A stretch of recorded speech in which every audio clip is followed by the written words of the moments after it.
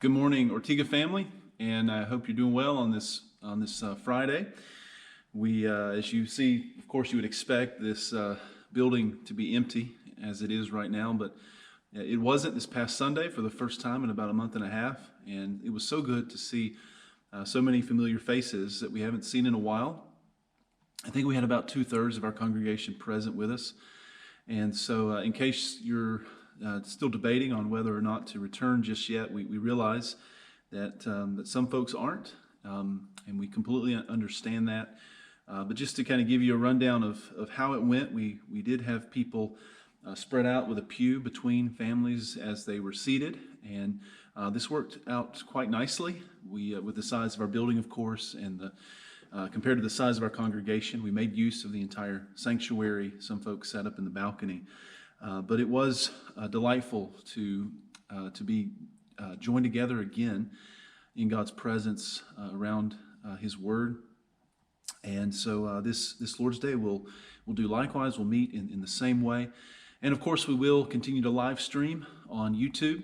We'll try again on Facebook. It didn't work out so well this past Sunday. It was more so the device than the stream quality.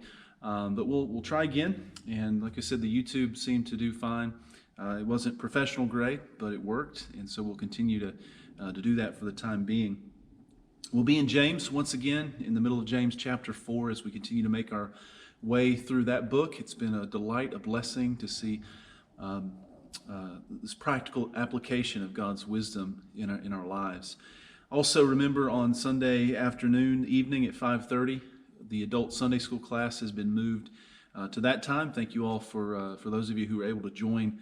That class continues to roll right along and to do so very well. So we're thankful.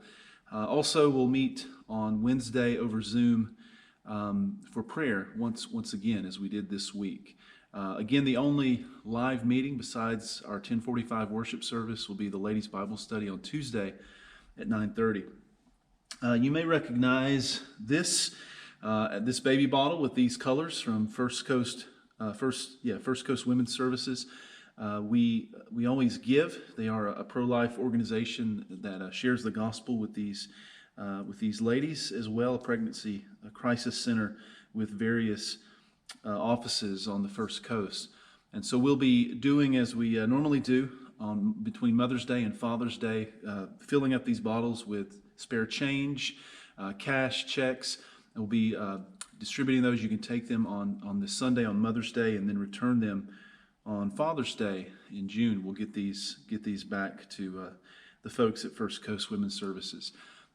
So thanks to Fran Knaus for getting these out to us. But also in addition to that, this year, since things are so different, they're doing it a bit differently as well. And so there is an online, there's a way to donate online as well. Thanks to Cheryl and Abinette for getting that set up for us. And so the links are available in this email, and I'll share them on Facebook as well.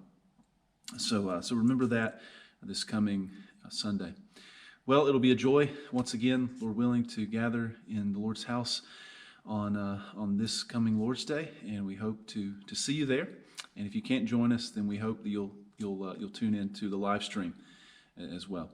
The Lord's blessings.